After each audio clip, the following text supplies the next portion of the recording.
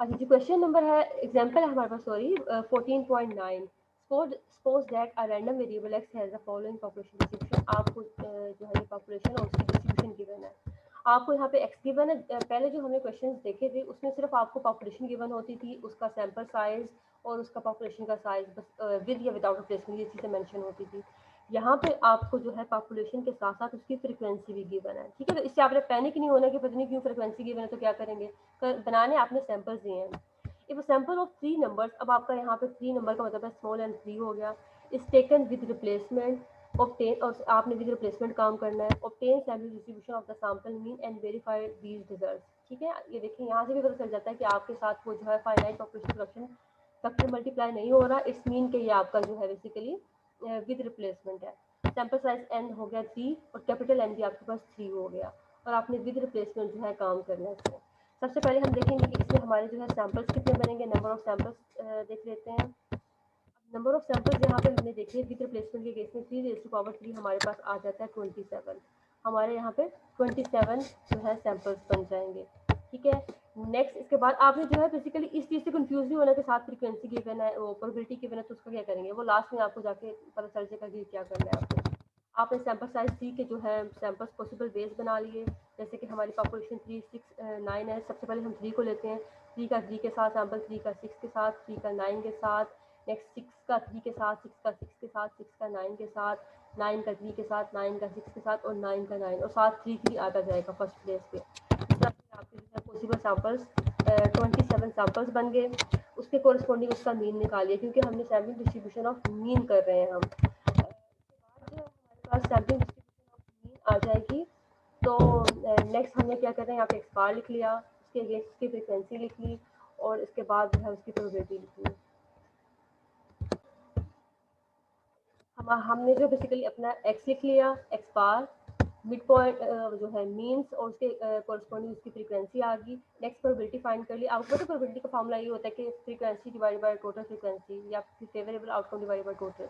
सो इस तरह से फिर हमने जो प्रोबेबिलिटी का कॉलम भी बना लिया और फ्रीक्वेंसी भी हमारे पास आ गई। नेक्स्ट हमारे पास आ जाएगा मीन के लिए हमें ये कॉलम निकालना पड़ता है और वेरिएंस के लिए हमें ये कैलकुलेट करना पड़ता है। ये हमने कल भी देखा था यहाँ क्लास में। तो ये दोनों कॉलम्स बना लिए और इनका जो है सम देख लिया कि क्या। नेक्स्ट हमने म्यू एक्स बार यानी कि सैम्पलिंग डिस्ट्रीब्यूशन का मीन और सैम्पलिंग डिस्ट्रीब्यूशन का जो है वेरिएंस ये कैलकुलेट कर लिया। देखिए ये वाला फॉर्मूला हमने कल देखा था ना क्लास में। तो आप जो मर्जी डाटा हो आप ये वाला कर सकते हो। जरूरी नहीं कि उन्होंने जो डेविएशन फॉर्म दिया तो आप डेविएशन से करें, आप इस तरह से कर सकते हैं। उसके बाद आपके मीन की और जो है स्टैंडर्ड एरर बेसिकली है उसकी रिजल्ट आ गया आपके सैम्पल डिस्ट्रीब्यूशन के वेरिएंस का।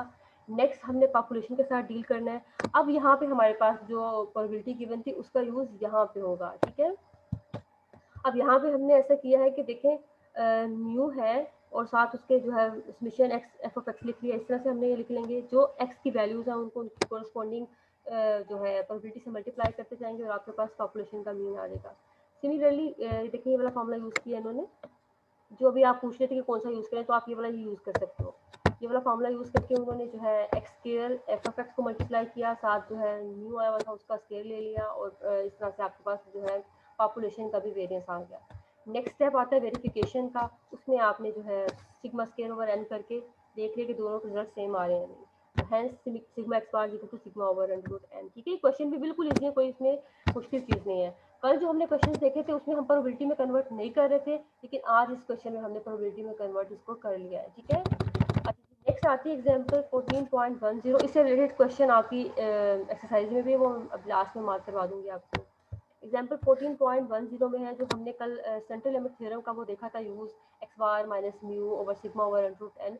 तो उसका आज बेसिकली हम यहाँ पे यूज़ करना देखेंगे। The weights of 1500 balls bearing are normally distributed with the mean is this. ये आपके पास क्या हो जाएगा, मीन की वैल्यू गिवन है and standard deviation is this. आपको यहाँ पे यानी कि ये सैम्पलिंग डिस्ट्रीब्यूशन का म्यू एक्स बार गिवन है, यहाँ पे जो है सिग्मा एक्स बार गिवन है आपको। और जो है 1500 आपको बेसिकली क्या गिवन है, 1500 को बताएगा एन। ठीक है। हाँ, एन गिवन है कैपिटल एन। ठीक है, इसके बाद आ जाता है if 3 random samples of 36 size. ये आपका साइज है, ये आपका स्मॉल एन हो गया, ये आपका कैपिटल एन था 1500। और ड्रॉन फ्रॉम दिस पॉपुलेशन अब आपने करना क्या, डिटरमाइन एक्सपेक्टेड मीन, आपने मीन कैलकुलेट करना है, स्टैंडर्ड डेविएशन कैलकुलेट करना है, जो बेसिकली वेरिफिकेशन की प्रॉपर्टीज हैं उनके थ्रू उनको यूज़ करके आपने ये कैलकुलेट करना है।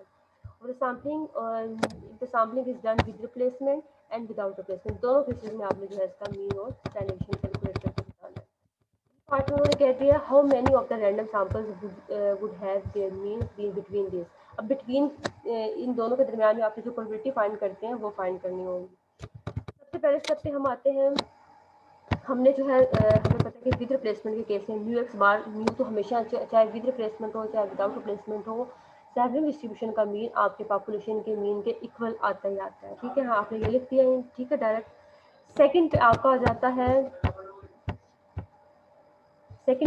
है sigma x bar equal to sigma over under root n. अब यहाँ पे आपका जो सिग्मा की वैल्यू रिजल्ट आया था आपने वो पुट कर दिया और साथ आपने एन पुट कर दिया।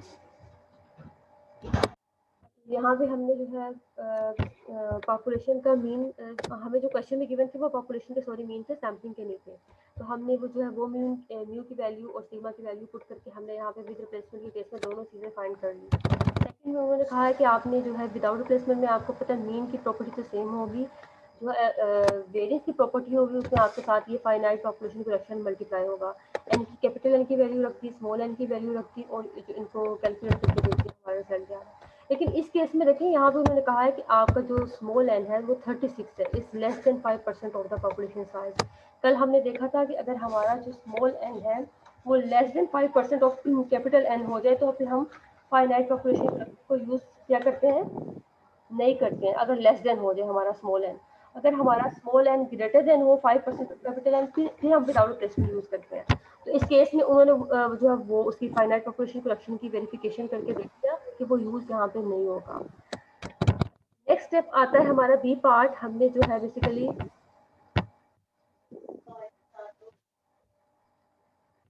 नेक्स्ट हमारे पास आता है कि हमने जो है सेंट्रल लिमिट थ्योरम के थ्रू जो बेसिकली प्रोबेबिलिटी फाइंड कर ली है। इसके लिए आपको पता है कि आपने ये करना होता है x bar minus mu x bar, यहाँ पे sigma over under root n लिखने की जगह पे उन्होंने सिग्मा एक्स बार लिख दिया है। अब ये सारी वैल्यूज पुट करने के बाद हमने जो है इन दोनों की सेपरेट जो है Z1 और Z2 की वैल्यू कैलकुलेट कर ली। फिर टेबल से हमने जो है वैल्यू फाइंड करने के बाद देख लिया कि हमारे पास प्रोबेबिलिटी का रिजल्ट ये आ रहा था। लेकिन यहाँ पे इन्होंने हमें एक्सपेक्टेड नंबर कहा था। एक्सपेक्टेड नंबर का मतलब है कि हमने हमारा जो एन है उससे हम इसको मल्टीप्लाई करके बता देंगे कि ये एक्सपेक्टेड नंबर आ रहा है। ये क्वेश्चंस भी आपकी जो है एक्सरसाइज में वो भी मैं मार्क करवा देती हूँ। अभी नेक्स्ट एग्जांपल देखते हैं। एग्जांपल है 14.11। A construction company has 10 employees who have average annual salary is this. The standard deviation of the annual salary is this, यानी कि 5,000 in a random sample of 100 employees, ये आपका n हो गया। What is the probability that the average salary will be exceed 24,500? यहाँ पे x greater than 24,500 आपने find करना है। सबसे पहले आपने कह दिया कि mu x bar equal to mu आपका सैम्पल डिस्ट्रीब्यूशन का मीन और पॉपुलेशन का मीन इक्वल है, आपने वो लिख दिया।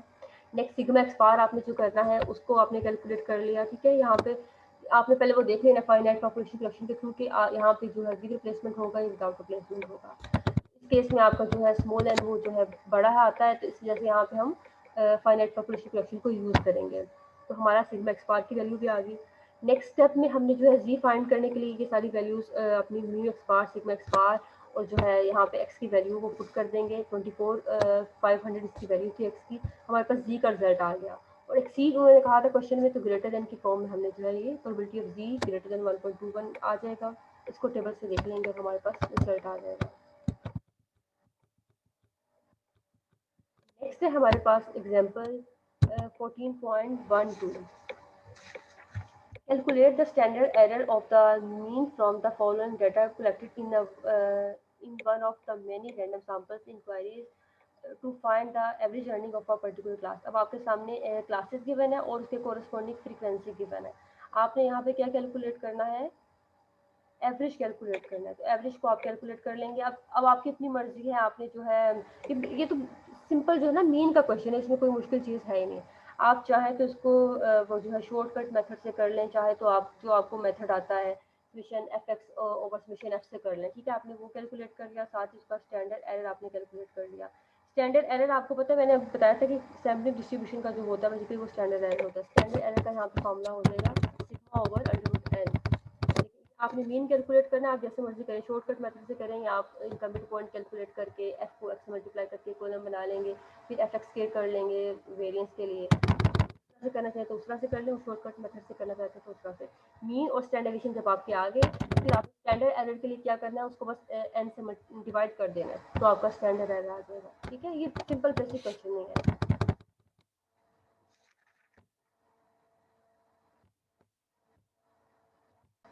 अच्छा जी, इसके बाद है हमारे पास central limit theorem. Central limit theorem मैंने कल भी आपको बताया था कि जैसे जैसे आपका एन इंक्रीज कर जाता है तो आपकी जो डिस्ट्रीब्यूशन है वो नॉर्मल को अप्रोच कर जाती है। It is concern with the means of a large samples provide solution then the shape of a population distribution is known or unknown or highly skewed। ठीक है, इस केस में बेसिकली आपकी जब डिस्ट्रीब्यूशन अननोन तो उस केस में basically ये हमें जो है फ़ायदा देता है कि हम ये यूज़ कर लें सेंट्रल लिमिट थ्योरम, तो हमें डिस्ट्रीब्यूशन के बारे में भी बताना हो। Expire approaches to a normal distribution with mean mu and varies across scale over n, then sample size n approaches to infinity। ठीक है, ये इसकी बेसिकली जो डेफिनेशन है। अब नेक्स्ट आ जाए इसके बाद point one, given the population, कोई population के units given है, find the probability that the random sample of size 36 selected with replacement। अब आप देखिए 36 साइज होगा तो आपको उसमें सैंपल्स नहीं बनाने होंगे, यहाँ पे आपने जो वेरिफिकेशन के जो स्टेप्स होते हैं पॉपुलेशन की कैलकुलेट करने के बाद, तो जो वेरिफिकेशन की प्रॉपर्टीज है उनके थ्रू आपने कैलकुलेट करना होगा मीन और standard error. With replacement will yield a sample mean between 3.26 and 14.27। बाद में आपने इसकी बिटवीन की प्रोबेबिलिटी भी बता देनी है। बी पार्ट में कहा है find the mean and standard deviation for the sample distribution of mean for sample size 4 selected at random without replacement between that to values would you expect at least. अभी आपने दरमियान वाली जो probability भी बतानी है। सबसे पहले पॉपुलेशन का मीन फाइंड कर लिया, सैंपल का मीन फाइंड कर लिया। नेक्स्ट जो है बेसिकली आप जो गिवन था उसके कोरस्पॉन्डिंग आपने कह दिया कि to calculate mean and standard deviation you may describe the population of the following is this. हर एक यूनिट के आने का बता रही है कि वन के सामने वो कितने टाइम आ रहा है, थ्री कितने टाइम आ रहा है आपकी पॉपुलेशन में। आपने जो है पॉपुलेशन की कैसी डिस्ट्रीब्यूशन बना ली। उसके बाद ए पार्ट में है यहाँ पे जाके उन्होंने वेरिफिकेशन के स्टेप्स के थ्रू कह दिया कि न्यू एक्सपार जीरो टू न्यू 4 आ जाएगा। सिग्मा एक्सपार यानी कि पॉपुलेशन का जो कैलकुलेट किया हुआ तो उससे आप सैलरी डिस्ट्रीब्यूशन का कैलकुलेट करके आपने कह दिया सैलरी डिस्ट्रीब्यूशन का ये हो गया। नेक्स्ट उसके बाद जी आपको उन्होंने जो कहा था बिटवीन दिस वैल्यूज तो वो आपको फाइंड कर लेनी है। आपके पास जो मीन और स्टैंडर्ड डेविएशन आ गया उसके बाद आप इसकी प्रोबेबिलिटी फाइंड कर सकते हैं। इस स्टेप में फिर जाके उन्होंने कह दिया कि सैंपल साइज चेंज हो गया यहाँ पे, और जो है उसके मुताबिक आपने देख लिया कि विद रिप्लेसमेंट यूज़ करना है विदाउट रिप्लेसमेंट। तो यहाँ पे आपका विदाउट रिप्लेसमेंट बनता है तो आपने उसके मुताबिक न्यू एक्सपार सीजर एक्सपार कैलकुलेट कर लिया। इसको जो उन्होंने 3/4 कहा था ना, एटलीस्ट 3/4, इसको आप शेप बाय शेप इनइक्वालिटी भी कहते हैं। तो उस नेक्स्ट लास्ट एग्जांपल आपके पास 14.14, a random sample of size 25 is selected from a Poisson distribution with mean equal to 3, find using central limit theorem probability that the sample mean will be greater than 4। अब यहाँ पे आपके लिए आपने क्या करना होगा, आपको पता है कि जो Poisson डिस्ट्रीब्यूशन है इसका मीन और वेरिएंस आपस में इक्वल होते हैं। आपने मीन और वेरिएंस लिख लिया। सेंट्रल लिमिट थ्योरम में आपने जो है मीन की वैल्यू ऐसे थे mu x bar equal to mu होता है और सिग्मा एक्स बार इसका होता है sigma divided by under root n. यहाँ पे लेकिन वेरियस लिखते हैं तो इसलिए उन्होंने यहाँ पे सिग्मा स्केयर ओवर एन लिख दिया। अब उसके बाद ग्रेटर देन 4 करना था तो यहाँ पे आपने मीन की वैल्यू पुट की, सिग्मा एक्स बार की वैल्यू पुट की और आपके पास रिजल्ट आ जाएगा। ठीक है, नेक्स्ट अब आप हम देख लेते हैं क्वेश्चन जो आपकी रिलेटेड है।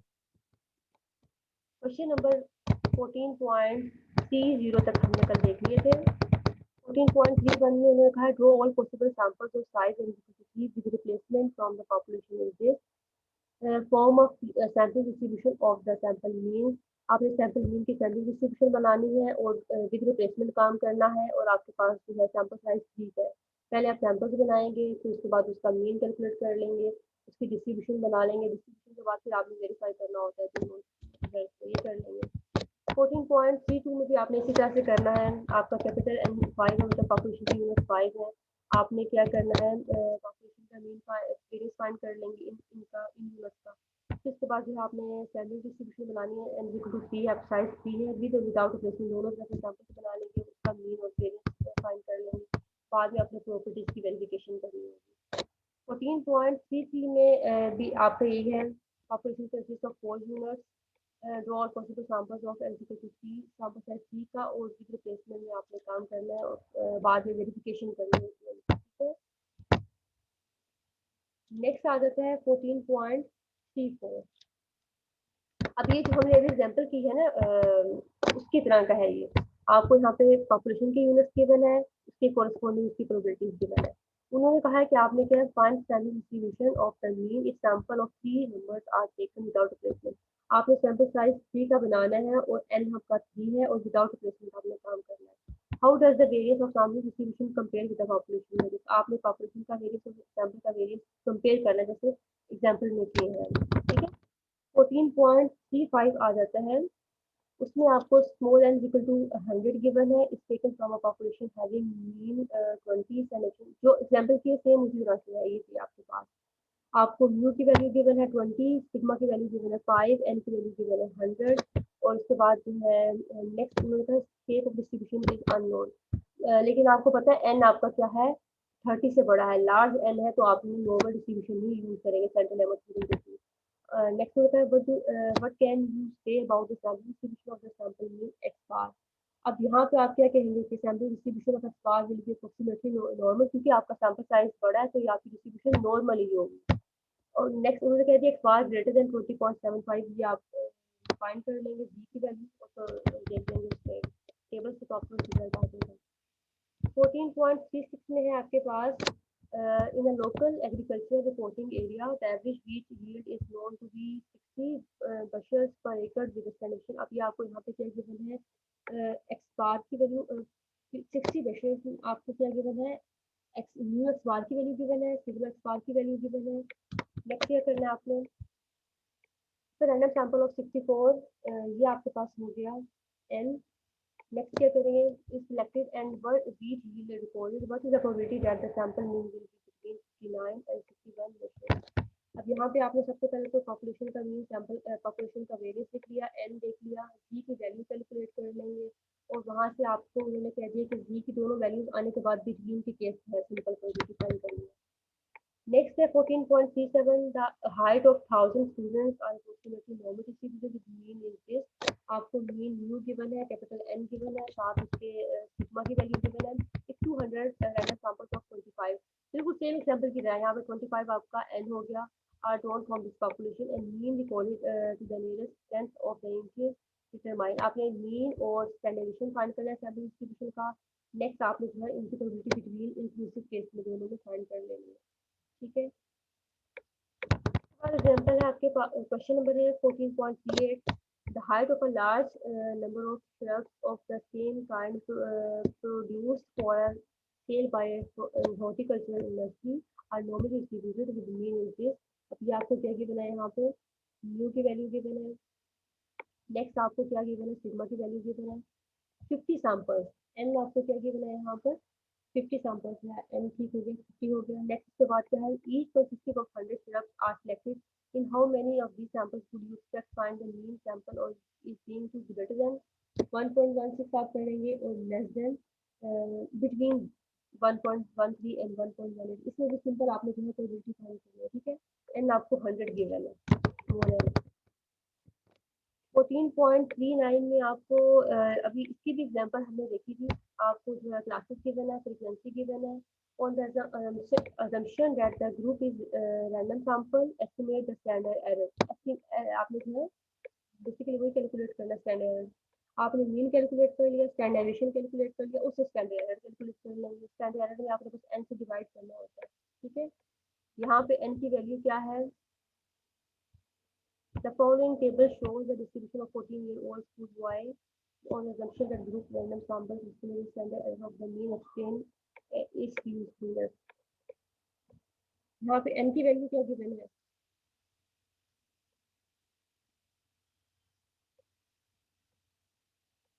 बस बताएं n की वैल्यू क्या गिवन है।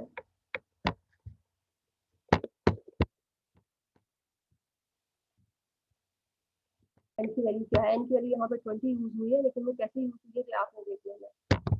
उसके बाद बी, उसमें भी आपको एक्स की वैल्यू गिवन है, प्रोबेबिलिटी गिवन है, आपने जो है न्यू एक्सपार सिग्मा एक्सपार यानी कि पॉपुलेशन का आप कैलकुलेट कर लेंगे, मीन भी वेरिएंस भी, फिर उसको सैम्पल डिस्ट्रीब्यूशन का उससे प्रॉपर्टीज के थ्रू कैलकुलेट कर लेंगे। सेकंड पार्ट में आपने जो है प्रोबेबिलिटी बतानी है ग्रीन है या लेस है। नेक्स्ट है 14.40, the mean of a certain normal distribution is equal to standard error of the mean of the samples of 100.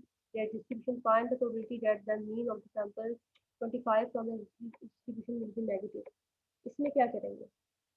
अच्छा, हम ऐसे करते हैं 14.39 तक ही क्वेश्चन करते हैं, 14.40 से हम कल डिस्कस कर लेंगे क्लास में। आई होप आपको समझ आ गई होगी आज के लेक्चर की। कुछ अगर क्वेश्चन है तो आप पूछ सकते हो।